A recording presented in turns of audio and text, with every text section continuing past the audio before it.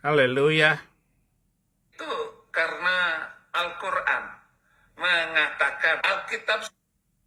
Saya masuk Kristen itu karena Al-Quran mengatakan Alkitab sudah dipalsukan. Benarkah Alkitab sudah dipalsukan? Selidik punya selidik. Saya nyangkut ikut Alkitab. Saudara-saudara, saya kasih judul. Saudara, ada banyak yang mereaksi video-video saya ataupun memotong video saya untuk di-upload ulang. Terima kasih untuk anak-anak rohani yang begitu luar biasa.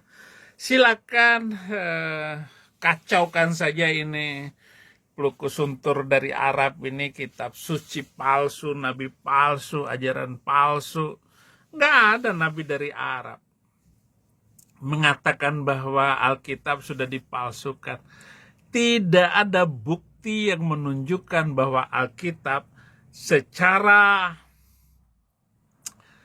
keseluruhan telah dipalsukan. Klaim ini lebih merupakan tuduhan yang sering muncul dari kalangan tertentu dan tidak didukung oleh bukti sejarah dan tekstual yang signifikan. Alkitab justru adalah salah satu teks kuno dengan jumlah manuskrip terbanyak dan paling terpercaya, dan ahli tekstual dapat merekonstruksi isi aslinya dengan akurasi yang sangat tinggi. Lebih daripada 99% itu asli. Penyebaran dan keaslian Alkitab itu berdasarkan manuskrip yang melimpah. Alkitab adalah salah satu teks kuno yang jumlah salinan naskah terbanyak di dunia, melebihi karya-karya kuno lainnya, karena sudah berjalan 5.000 tahun ini. Al-Quran baru 1.400 tahun dengan menuduh Alkitab dipalsukan oleh pendeta-pendeta mereka, oleh mulut-mulut mereka. Nanti saya akan bahas bagian kedua pembicaraannya. Jarak waktu yang dekat, terdapat banyak naskah Alkitab dari abad-abad awal yang memiliki kesamaan dengan kitab saat ini. Konsistensi ini menunjukkan teks dari waktu ke waktu, saudara-saudara. Kemudian konsistensi isi.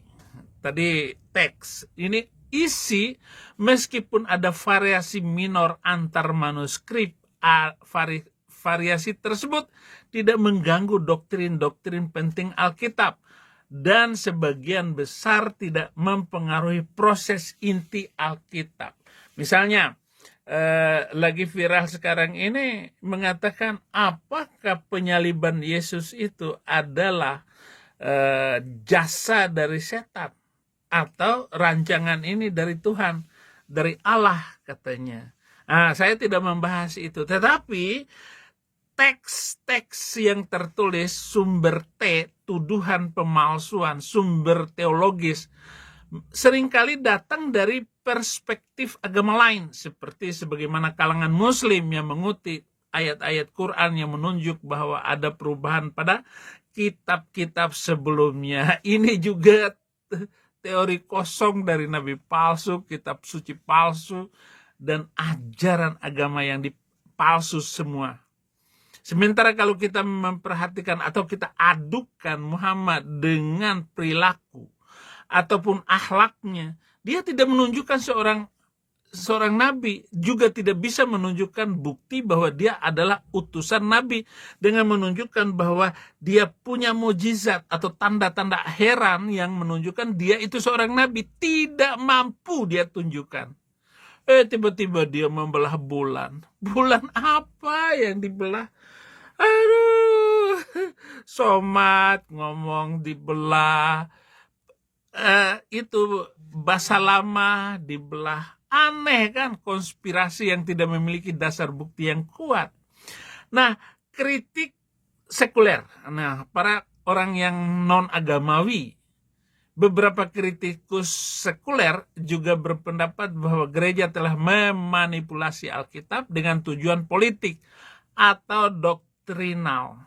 Kesimpulan dari ahli sejarah dan tekstual, secara akurat menyimpulkan teks bahwa isi perjanjian baru dapat direkonstruksi dengan akurasi lebih daripada 99%. Yes, benar. Berdasarkan analisis ribuan manuskrip yang ada. Tidak ada bukti pemalsuan massal, tidak ada bukti sejarah tentang skenario pemalsuan massal yang dapat mempengaruhi isi Alkitab secara keseluruhan. Klaim tanpa dasar bahwa Alkitab telah dipalsukan pada dasarnya adalah klaim yang tidak didasari fakta, sejarah, dan tekstual. Nah, kalau kita ambil dari Quran misalnya, sungguh kami yang menurunkan kitab Taurat, di dalamnya ada petunjuk dan cahaya, dan dengan kitab itu para nabi yang berserah diri kepada Allah memberi putusan atas perkara orang Yahudi, demikian juga para ulama berpendapat dan pendeta-pendeta mereka, sebab mereka diperintahkan memelihara kitab-kitab Allah dan mereka menjadi saksi terhadapnya. Karena itu janganlah kamu takut kepada manusia, tetapi takutlah kepadaku, dan janganlah kamu jual ayat-ayatku dengan harga murah. Barang siapa yang tidak memutuskan perkara dengan apa yang diturunkan Allah, maka mereka itulah orang-orang kafir. Surat kelima ayat 44. Ataupun ayat yang lain yang mengatakan, mengapa para ulama dan para pendeta tidak melarang mereka mengucapkan perkataan bohong dan memakan yang haram? Sungguh sangat buruk apa yang mereka perbuat. Al-Maidah ayat 63. Jadi menunjuk bahwa seolah-olah Alkitab itu telah dipalsukan. Giliran ditanya kepada ulama, ayat mana saja yang dipalsukan itu? Nggak bisa jawab. Inilah yang saya maksud. Secara tekstual, 99% itu tidak terganggu Alkitab itu pada posisi yang benar. Ataupun di ayat yang lain misalnya, pasti akan kamu dapati orang-orang yang paling keras permusuhannya terhadap orang-orang yang beriman ialah orang-orang Yahudi dan orang-orang musyrikin. Dan pasti kamu dapati orang-orang yang paling dekat persahabatannya dengan orang-orang Islam ialah orang-orang yang berkata, sesungguhnya kami adalah orang-orang Kristen. Yang demikian itu karena di antara mereka terdapat para pendeta dan para biarawan, juga karena mereka tidak menyombongkan diri. Al-Maidah ayat 82. Antara tuduhan dipalsukan dengan antara bahwa orang Kristen itu sangat baik hubungannya dengan Muslim. Lalu di mana pemalsuannya? Wa inna minhum lafariqay yalwuna alsinatuhum bil kitabi litahsabuhu minal kitabi wa ma huwa minal kitab wa yakuluna huwa min indillah wa ma huwa min indillah wa yakuluna alladzi kadzdzaba wa hum ya'lamun. Sungguh di antara mereka niscaya ada segolongan yang memutarbalikan lidahnya membaca Alkitab agar kamu menyangka yang mereka baca itu adalah sebagian dari kitab, padahal itu bukan dari kitab. Dan mereka berkata, itu dari Allah, padahal itu bukan dari Allah. Mereka mengatakan hal yang dusta terhadap Allah, padahal mereka mengetahui. Ali-Imran ayat 78. Emang Al-Quran bukan dari Allah? Emang Alkitab bukan dari Allah Subhanahu wa Ta'ala? Allah Subhanahu wa Ta'ala itu bermuncul ketika Muhammad baru ada. Allah Subhanahu wa Ta'ala itu nggak pernah ada di dalam Alkitab. Rasain lo, kapok gua ngomong kayak begitu. Ayat Al-Quran ayat 78. Oh, mereka mengatakan ini dari Allah, padahal bukan dari Allah. Kalau ngomong kayak begitu tanpa data dan bukti, Nabi buta huruf, maaf ya.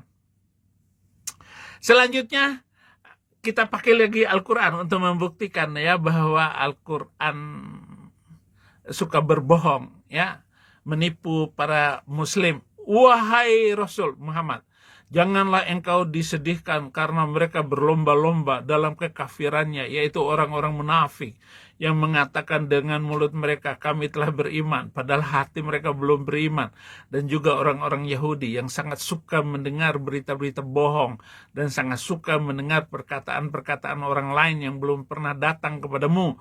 Mereka mengubah kata-kata Taurat dari makna yang sebenarnya. Mereka mengatakan, jika ini yang diberikan kepadamu yang sudah diubah, terimalah, dan jika kamu diberi yang bukan ini, maka hati-hatilah. Barang siapa yang dikehendaki Allah untuk dibiarkan sesat sedikit pun, engkau tidak akan mampu menolak sesuatu pun dari Allah untuk menolongnya. Mereka itu adalah orang-orang yang sudah tidak dikehendaki Allah untuk menyucikan hati mereka. Di dunia mereka mendapatkan kehinaan, dan di akhirat akan mendapat azab yang besar. Surat kelima ayat 41. Kan on juga ini, Nabi Arab ini, saudara-saudara. Awala ya'lamuna annallaha ya'lamu ma yusirruna wa ma yu'linun. Tidakkah kamu tahu mereka bahwa Allah mengetahui apa yang mereka sembunyikan dan apa yang mereka nyatakan. Surat Sapi Betina ayat 77. Ini tuduhan sepihak yang dilakukan oleh Al-Quran. Ini tanpa dasar dan tanpa penelitian lebih dulu. Masalah utamanya ini, Muhammad buta huruf, tidak mampu menselaraskan apa yang ia ucapkan dengan Quran yang dia terima katanya dari Allah. Padahal ini juga ya kata-kata Muhammad sendiri, karena nggak ada bahwa Al-Quran itu diterima dari Allah langsung. Maka celakalah orang-orang yang menulis kitab dengan tangan mereka sendiri, kemudian berkata ini dari Allah dengan maksud untuk menjual dengan harga murah. Maka celakalah mereka karena tulisan tangan mereka, dan celakalah mereka karena apa yang mereka perbuat. Surat Sapi Betina ayat 79 mengatakan bahwa Al-Quran ini ditulis oleh pendeta-pendeta dan orang-orang Kristen, padahal itu nggak benar. Dia sendiri buta huruf, bagaimana untuk melakukan prediksi kebenaran Alkitab sudah dipalsukan. Bahkan Al-Quran itu sendiri sudah dipalsukan kalau begitu. Muhammad sendiri nggak bisa menilai ini tulisan benar nggak. Apa? Ya buta huruf. Jadi seorang saksi dari Israel, satu saksi tidak sah. Katakanlah, terangkanlah kepadaku bagaimana pendapatmu jika sebenarnya Al-Quran ini datang dari Allah dan kamu mengingkarinya, padahal ada seorang saksi dari Bani Israel yang mengakui kebenaran yang serupa dengan yang disebut dalam Al-Quran, lalu dia beriman. Kamu menyombongkan diri, sungguh Allah tidak memberi petunjuk kepada orang-orang yang zalim. Kamu tahu kan Abdullah bin Salul itu orang Yahudi, kepala suku, masuk Islam, pura-pura nipu. Emang orang Arab itu suka ditipu sama Yahudi. Sampai hari ini, pokoknya habisin itu Arab. Katanya orang-orang Kristen dan orang-orang Yahudi itu suka memutar balik lidah sehingga Alkitab menjadi palsu. Dan sesungguhnya di antara mereka niscaya ada segolongan yang memutar balik lidahnya membaca Alkitab agar kamu menyangka yang mereka baca itu adalah sebagian dari kitab, padahal itu bukan dari kitab. Dan mereka berkata itu dari Allah, padahal itu bukan dari Allah. Mereka mengatakan hal yang dusta terhadap Allah, padahal mereka mengetahui. Surah ketiga ayat 78. Ini kebohongan yang terus-menerus disimpan oleh Muslim. Intinya begini, saudara-saudara, kenapa Alkitab itu dikatakan palsu? Karena berulang kali ini Quran ini mengungkapkan pendapatnya bahwa di dalam Alkitab itu sudah ditulis nama Muhammad itu, padahal bohong, zong kosong, tong kosong nyaring bunyinya, nggak ada sama sekali. Karena tidak ada nama Muhammad di dalam Alkitab, maka dia mengatakan Alkitab palsu. Sebenarnya ini motivasi utama kenapa Al-Quran mengatakan Alkitab itu palsu, tanpa menyebutkan siapa pendeta yang menuliskan kepalsuan itu, tahun berapa, kitab mana saja, bagian ayat mana saja yang dipalsukan oleh tangan-tangan pendeta. Jadi kalau menuduh tanpa bukti ini, makanya berakibat balik kepada Al-Quran itu sendiri. Sehingga orang yang sama seperti saya, yang melakukan penyelidikan tentang Alkitab dengan apa yang datang dari Al-Quran, ya pasti masuk Kristen. Nggak bisa, saudara-saudara.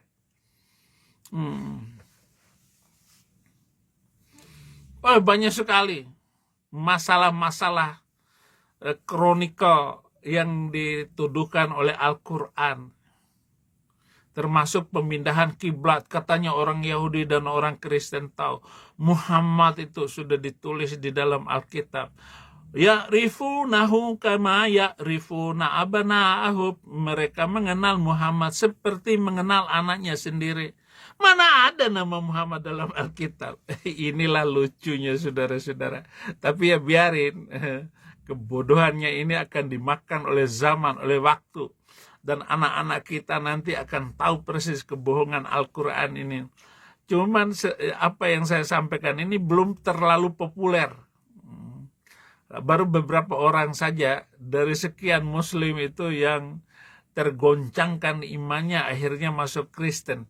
Kami melihat wajahmu Muhammad sering menengadah ke langit, maka akan kami palingkan engkau ke kiblat yang engkau senangi, maka hadapkanlah wajahmu ke arah Masjidil Haram, dan di mana saja engkau berada hadapkanlah wajahmu ke arah itu. Dan sesungguhnya orang-orang yang diberi kitab Taurat dan Injil tahu bahwa pemindahan kiblat itu adalah kebenaran dari Tuhan mereka, dan Allah tidak lengah terhadap apa yang mereka kerjakan. Surat kedua ayat 144. Aduh, capek ini. Jadi tugas saya ini, saudara-saudara, bagaimana menjawab semua tuduhan-tuduhan baik yang dituduhkan oleh Al-Quran maupun yang dituduhkan oleh para YouTubers, TikTokers Muslim yang semakin kehilangan arah di dalam menajamkan omongannya itu kepada Kristen maupun Alkitab. Ya ahlal kitab lima talbisunal haqqa bil batil wa taktumul haq wa antum ta'lamun. Hai ahli kitab, mengapa kamu mencampur aduk kebenaran dengan kebatilan dan kamu menyembunyikan kebenaran padahal kamu mengetahui. Ali Imran 71. Kebenaran apa yang kami sembunyikan? Alkitab tidak pernah berhubungan sendiri dengan Al-Quran. Dan Alkitab tidak pernah mencela ataupun menghina Islam. Nggak ada. Yang menghina itu kalian. Ya. Yang menghina itu Somad. Bilang salib ada jin kafir. Kalau saya beriman kepada Al-Quran, dosa dihapus. Nggak percaya saya. Dan sekiranya ahli kitab itu beriman dan bertakwa, niscaya kami hapus kesalahan-kesalahan mereka, dan mereka tentu kami masukkan ke dalam surga-surga yang penuh kenikmatan. Masa bodoh? Nggak mau masuk surga Islam yang penuh dengan esek-esek. Jadi Allah Subhanahu wa Ta'ala itu adalah germo. Marah nggak kalian kalau saya omong kayak begitu? Lah masa Nabi nanti akan dikelilingi oleh 100 bidadari? Kemaluan Nabi itu akan tegang selama 70 tahun. Dan dia akan dikelilingi. Jadi setiap 18 menit Muhammad ganti cewek. Dan semburannya itu ketegangan kemaluan Muhammad itu luar biasa loh. Kok begitu ajaran nabinya? Sementara Yesus Kristus bilang surga bukan urusan kawin mawin. kok bisa memalukan ya. Itu surat kelima ayat 65. Biar Anda catat semuanya ya. Ahli kitab mengenal Muhammad seperti mengenal anaknya sendiri. Yang sudah saya bacakan ayatnya tadi, Quran surat Al-An'am ayat 20. Kalau ragu, tanyakanlah kepada ahli kitab. Wa in kunta fi syakki mimma anzalna ilaika fas'alil ladzina yaqra'una al-kitab min qablik laqad ja'akum al-haq min rabbika fala takunanna minal muntarin. Surat ke-10 ayat 94. Maka jika engkau berada dalam keraguan-raguan tentang apa yang kami turunkan kepadamu, maka tanyakanlah kepada orang-orang yang membaca Alkitab sebelummu. Sungguh telah datang kebenaran kepadamu dari Tuhanmu, maka janganlah sekali-kali engkau termasuk orang-orang yang ragu.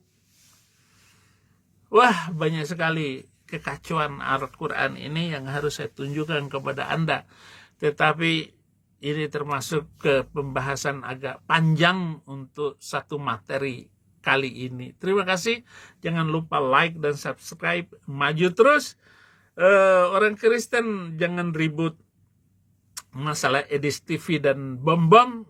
Biarkan terus. Saya tidak masuk ke wilayah mereka. Saya bagaimana Indonesia, bagi Kristus, Tuhan Yesus memberkati.